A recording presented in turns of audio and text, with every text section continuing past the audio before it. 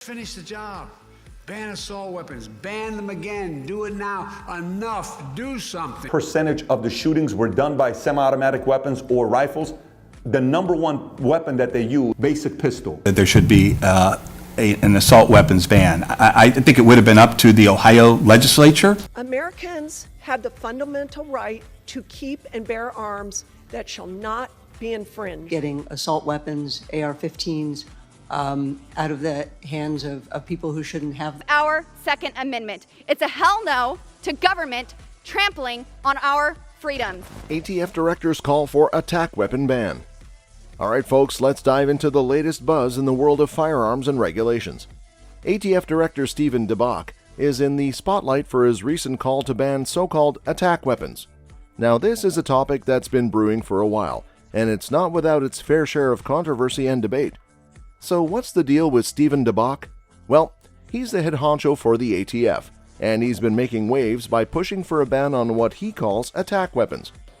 For God's sake, America already has more guns than people. How many guns do we need until everybody is safe? Most significant federal gun restrictions in decades on Friday following years of false starts and failures to tighten gun laws. But here's the kicker. Nobody seems to have a clear definition of what an attack weapon is, and that's where the sparks start to fly. You see, during his confirmation hearing, DeBach was asked to define what exactly he meant by an attack weapon, and he basically drew a blank. He said he'd leave it to the agency's experts and whatever definition Congress came up with. Well, that's got people scratching their heads. If the guy calling for the ban doesn't even know what he's banning, it's no wonder we're in for a bumpy ride. The term attack weapon is about as clear as mud. There's no universal agreed-upon definition for it, which is part of the problem. You won't find a section in your local firearms store labeled attack weapons.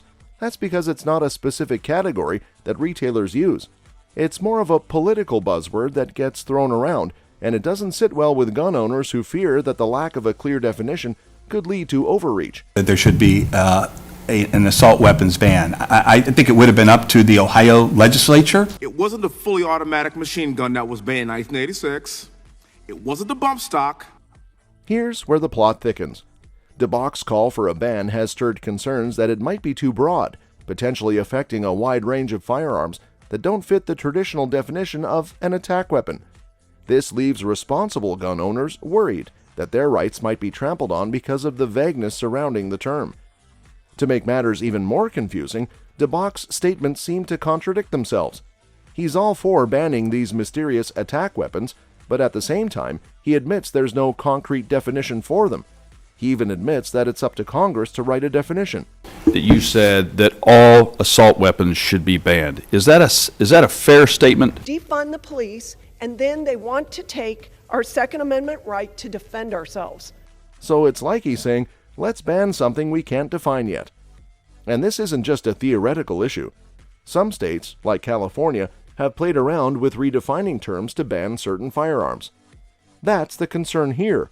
Without a clear definition, the ban could potentially be applied to anything, depending on how broad they want the scope to be. So, there you have it, folks. The ATF director is making a lot of noise about banning attack weapons, but we're left scratching our heads about what that even means. It's a hot topic that's got gun owners and enthusiasts on high alert, and the lack of a clear definition is stirring up a storm of controversy and concern. It's one of those issues where everyone's got an opinion and nobody seems to have a definitive answer. Under the new rule, these firearm owners will be required to obtain special registration. Surrender or destroy their brace turns law-abiding gun owners into felons is a result of unelected bureaucrats simply enacting a new regulation. Stay tuned for more on this one. It's bound to be a wild ride. Lack of clear definition for attack weapons. Alright, let's wade into the murky waters of attack weapons. This is a term that's been causing quite the commotion, and the lack of a clear definition is at the heart of the problem. So here's the scoop. During his confirmation hearing, ATF Director Stephen DeBach was asked to define what he meant by an attack weapon. And guess what? He didn't really have a straightforward answer. Instead, he kind of passed the buck to the agencies, experts, and whatever Congress might come up with. Not the kind of clarity you'd expect from someone in his position, right? That men and women in this country have the right to defend their own lives. Criminals will always find guns. Absolutely. And it is the cities with the most restrictive gun policies in the country where The term attack weapon is like trying to catch smoke with your bare hands. It's slippery, elusive, and to be honest, downright subjective. There's no single universally accepted definition for it, which is where things start to get tricky. See, when you've got a term that's open to interpretation, it makes discussions and regulations all the more complicated. What one person considers an attack weapon might not be the same for someone else. It's like trying to define what spicy means in the context of food. Some folks can handle a jalapeno pepper, while others are breaking out in a sweat just thinking about it. Or licensed security officer shall possess a firearm. A critical and urgent issue, gun violence in America.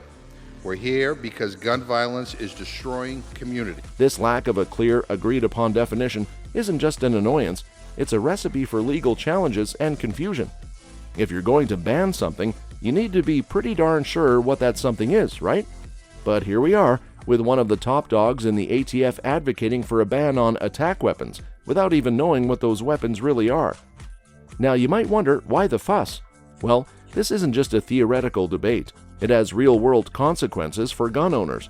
Second Amendment protects firearms in common use at the time and also said this, quote, for lawful purposes like self-defense.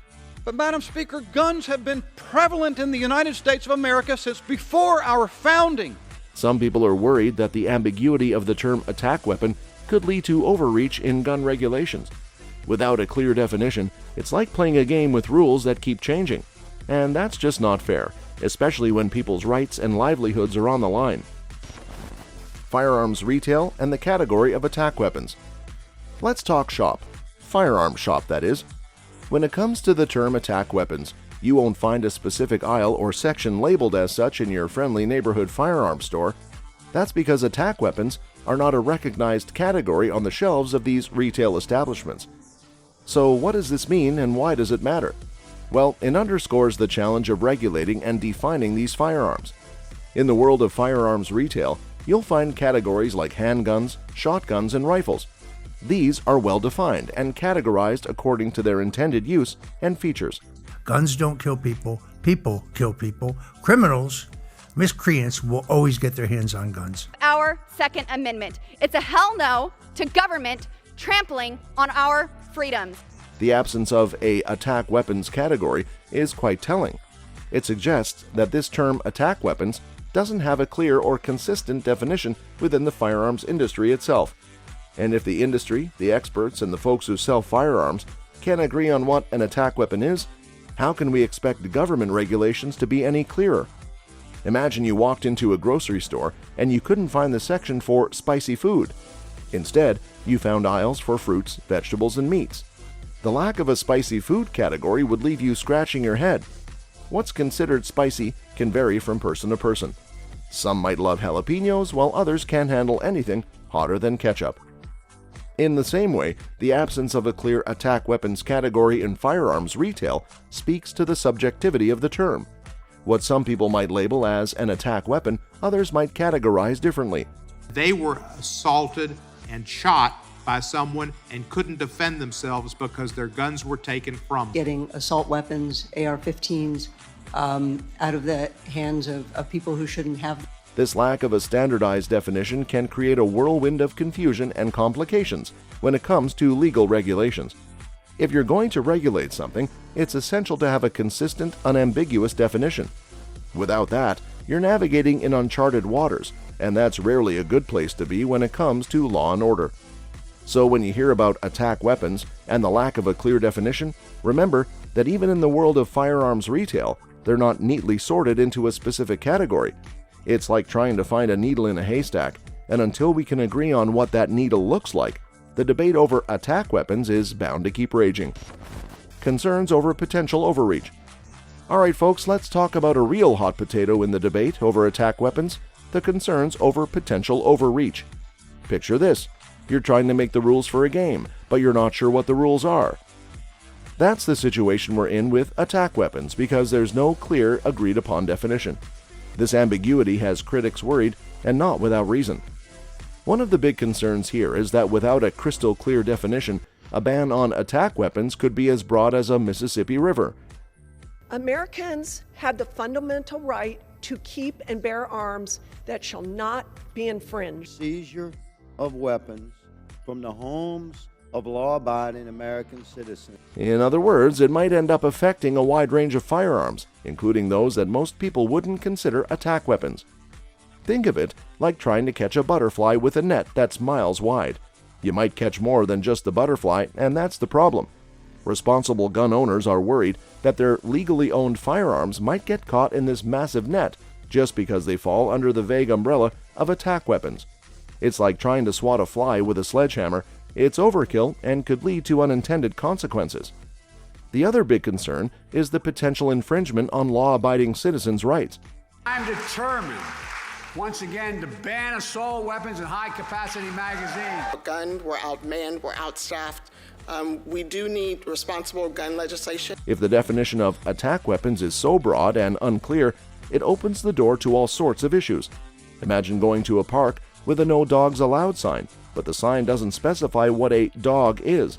Is it just Great Danes, or does it include Chihuahuas and Pomeranians too? In this case, it's gun owners' rights that are at stake. Without a clear definition, they're left guessing whether their firearms might suddenly fall into this attack weapons category and become subject to bans or restrictions. If you were serious, you would acknowledge that 96% of mass public shootings happen in an area where guns are banned. Percentage of the shootings were done by semi-automatic weapons or rifles. The number one weapon that they use, basic pistol. It's like changing the rules of a game halfway through, and that's just not fair.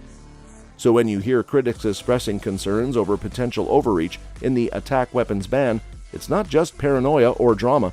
It's a real worry about the lack of specificity and the potential consequences it could have on law-abiding gun owners.